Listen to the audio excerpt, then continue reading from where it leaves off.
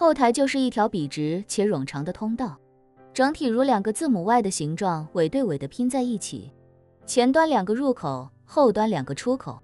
虽说有2个出入口，但中间这一段根本无路可逃。两侧虽有很多房间，但这些房间并没有通出去的路，而且由于巨蛋的外立面整齐划一，所以后台的房间虽然有窗户，但根本就打不开，所以被2波武士堵在中间，基本上逃无可逃。日本武士战力不逊忍者，这么多人前后夹击，又没有任何重型武器，基本上逃不出去。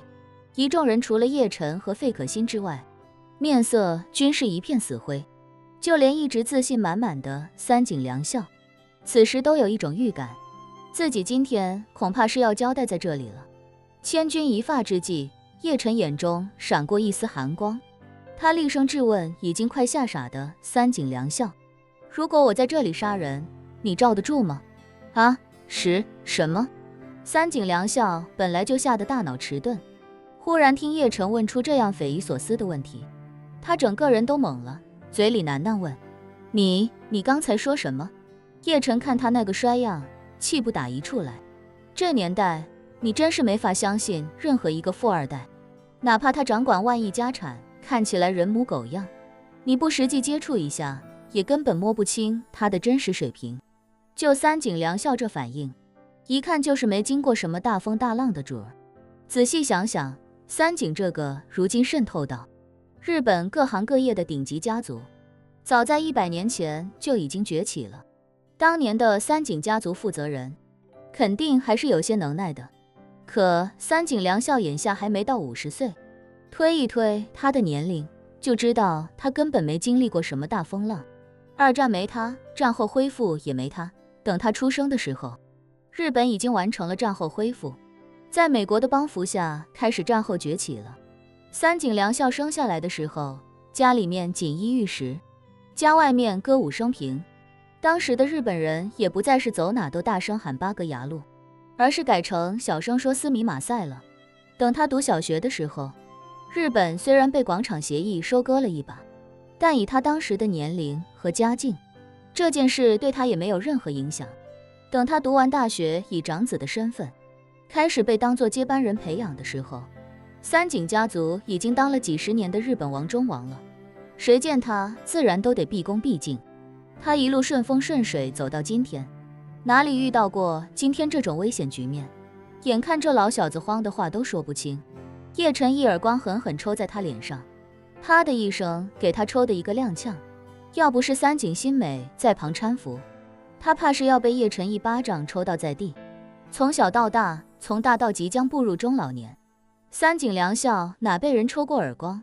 可眼下他早吓疯了，被叶晨一耳光抽醒，倒是一点也顾不上生气，反而委屈巴拉地问：叶先生，都这时候了，你还打我做什么？叶晨眼看那2波武士举刀冲了过半，便厉声质问他：我他妈问你，我在这里杀人，你他妈罩不罩得住？三井良校刚被一耳光抽清醒的大脑瞬间又懵了。歪日，这都是啥啊？这是大家都快被武士刀乱刀斩成肉段了，你问我你杀人我罩不罩得住？难不成你还要杀这帮武士不成？这等于大家一起困在荒郊野岭，快饿死了。你问我吃龙虾还是吃鲍鱼？莫非是精神错乱了？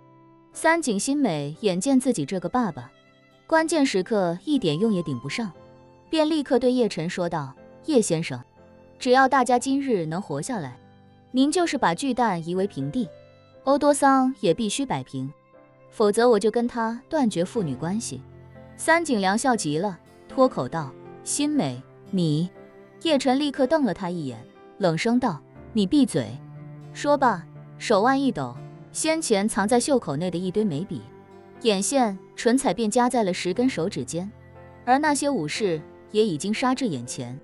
奔跑在最前面的几名武士已经开始将武士刀凌空后撤，做好劈砍的准备。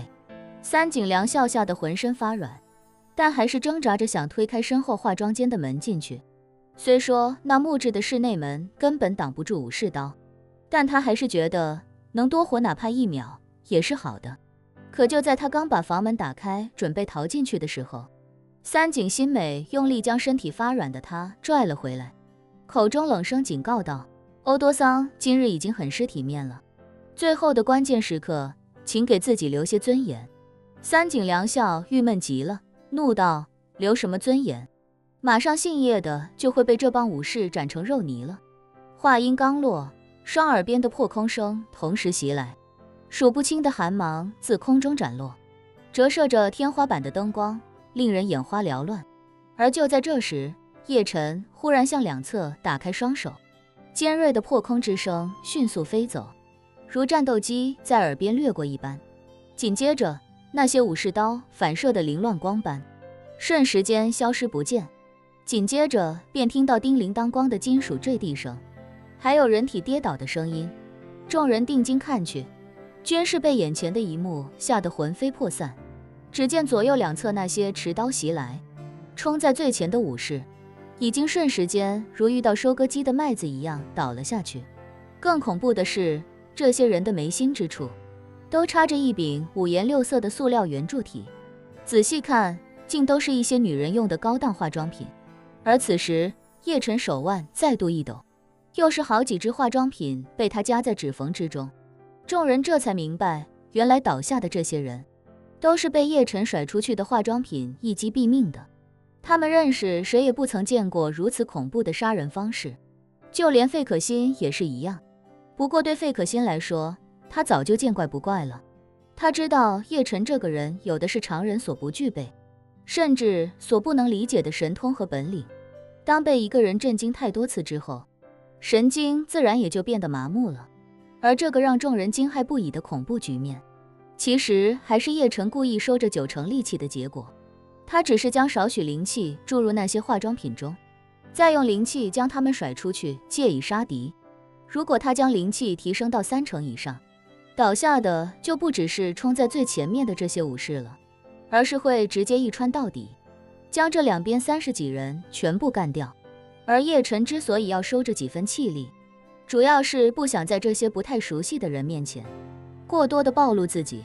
可即便如此，三井一家以及塔瓦纳、崔佛两人也已经看得瞠目结舌，再看向叶晨的眼神，仿佛看到了天神降世，那感觉丝毫不亚于洪武等人当初第一次亲眼见叶晨召唤天雷。